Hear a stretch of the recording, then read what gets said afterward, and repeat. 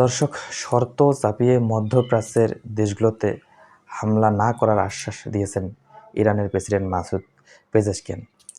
তিনি বলেন, যদি মধ্যপ্রাচ্যে দেশগুলোতে অবস্থিত মার্কিন ঘাঁটি থেকে যদি ইরানের অভ্যন্তরে হামলা না করা হয়, তাহলে মধ্যপ্রাচ্যের দেশগুলোতে তারা হামলা করবে না।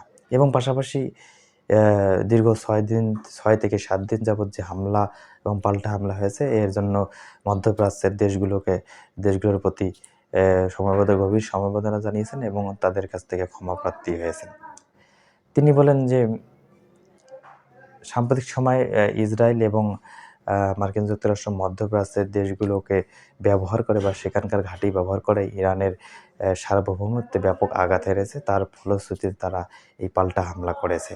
এবং তিনি পাশাপাশি একথাও বলেন যে তারা হয়তোবা মনে করেছিল বা শত্রুপক্ষ হয়তোবা মনে করেছিল যে এই মধ্যপ্রাচ্যের ঘাঁটিগুলোকে ব্যবহার করে ইরানে হামলা করলে হয়তোবা ইরান তাদের কাছে আত্মসমর্পণ করবে। কিন্তু তা যদি তারা ভেবে থাকে, তাহলে তারা বোকার স্বর্গে বসবাস করতেছে। এবং ইরান কখনো তাদের সার্বভৌমত্বের আত্মমর্যাদা বিসর্জন দিয়ে তাদের কাছে কখনো আত্মসমর্পণ করবে না।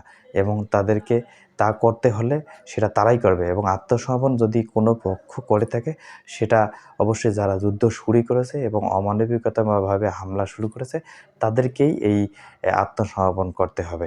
এবং তিনি আরও একটি কথা বলেন যে চলমান পরমাণু বিষয়কে কেন্দ্র করে যুক্তরাষ্ট্রের মধ্যে যে দ্বিপাক্ষিকীয় আলোচনা চলছিল, এর মাঝেই তারা এ ধরনের অমানবিক এবং ন্যাক্কারজনক হামলা করে বসে।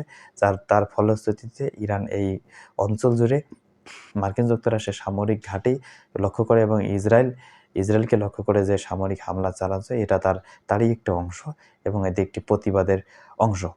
পাশাপাশি তিনি আরও আশ্বাস দেন, যদি অদূর ভবিষ্যতে মধ্যপ্রাচ্যের দেশগুলো থেকে ইরানের সার্বভৌমত্বের প্রতি আঘাত না আসে এবং কোনো রকম ইরান কেন্দ্রিক কোনো সন্ত্রাসী কার্যক্রম না ঘটে, তাহলে মধ্যপ্রাচ্যের দেশগুলোকে সাথে তারা কাঁধে কাঁধ মিলিয়ে কাজ করবে এবং কোনো প্রকার অশান্ত পরিবেশ, কোনো প্রকার হামলা এবং কোনো প্রকার যুদ্ধ অবস্থা সেখানে তৈরি হবে না।